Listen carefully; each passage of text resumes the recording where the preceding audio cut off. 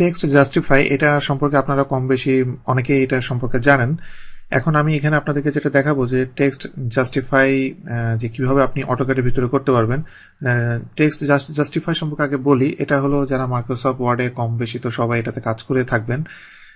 এটা হলো যে আপনি একটা টেক্সটকে আপনি লেফট থেকে শুরু করবেন, সেন্টার থেকে শুরু করবেন, রাইট থেকে শুরু করবেন।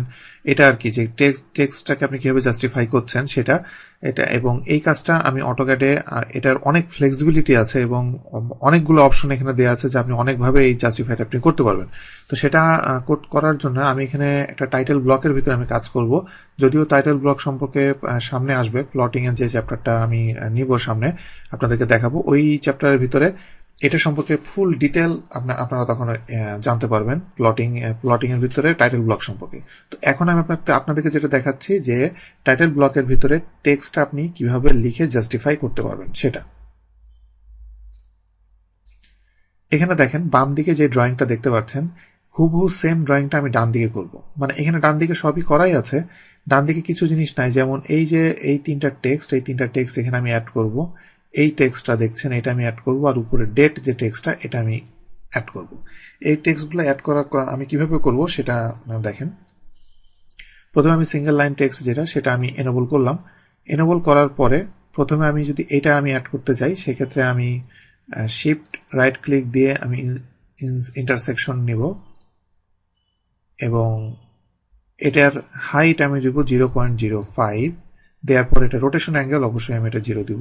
দেওয়ার পরে এবার আমি XXX আমার দেওয়ার পরে এন্টার দিয়ে আমি এটা বের হয়ে গেলাম।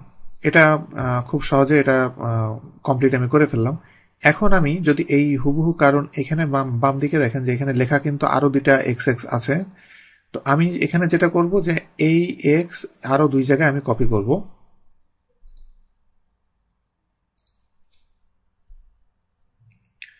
এখন এখানে আমাকে বলা হচ্ছে যে স্পেসিফাই বেস পয়েন্ট।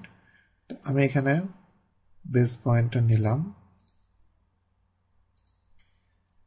আমি এটা খুব সহজেই আমি এটা কপি করে ফেললাম। এরপরে নেক্সট দেখেন এখানে ডিজাইন, এটা শর্ট ফর্ম ডিজাইন বাই, এটারই শর্ট ফর্ম DSGN কলন। এটা আমি এখানে লিখব। এটা লিখতে গেলে আমাকে যেটা করতে হবে, প্রথমে আমি টেক্সটটা এনেবল করলাম। এনেবল করার পর নিচে দেখেন জাস্টিফাই আর স্টাইল, এই দুটা হলো সাব অপশন। তার মানে আমার হাতে সাব অপশন আছে। আমি যখন রাইট বাটন ক্লিক করব দেখেন এখানে জাস্টিফাই দেখাচ্ছে। আমি জাস্টিফাই ক্লিক করার পরে এখানে অনেক কতভাবে আপনি জাস্টিফাই করতে পারবেন। দেখেন উপরেগুলো আপনি বুঝতে পারছেন, align, fit, centre, middle, right. কিন্তু তারপরের যেগুলা, এগুলো দিয়ে কি বোঝানো হচ্ছে, এগুলো হলো TL top lower, top centre, top right, BL মানে হলো বটম লোয়ার, এইভাবে এই জিনিসগুলো। তো আমি এখন যেটা করব, আগেরটা ডিফল্টে নর্মালি এখানে থাকে রাইট, তো সেটাকে আমি এখানে নিব হলো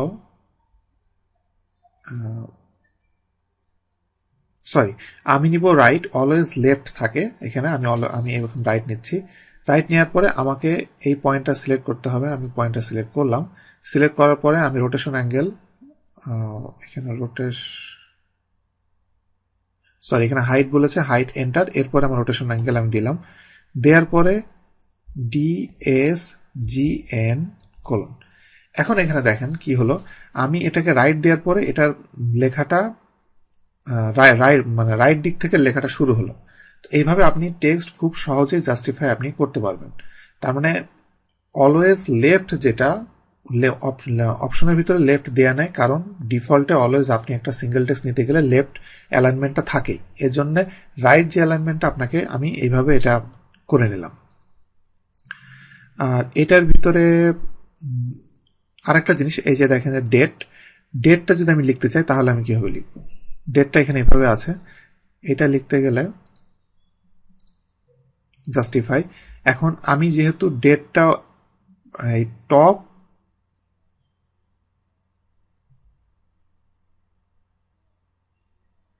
লোয়ার, টপ লেফট দিলে এই টপে গেলাম, গিয়ে লেফটে মানে ডান দিকে এটা লেখা হবে। এবার আমি পয়েন্ট সিলেক্ট করলাম। পয়েন্ট সিলেক্ট করার পরে এখানে হাইট ওকে, রোটেশন ওকে, এটা দেওয়ার পরে এবার যদি আমি ডেট দিই দেখেন এটা কিভাবে হয়ে গেল।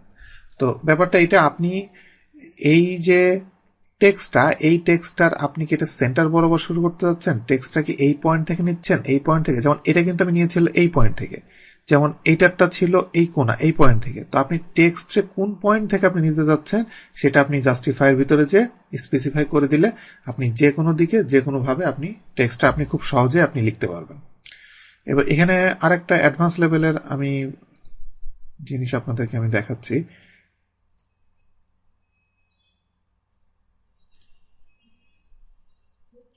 এখানে দেখেন সিঙ্গেল লাইন টেক্সটের ক্ষেত্রে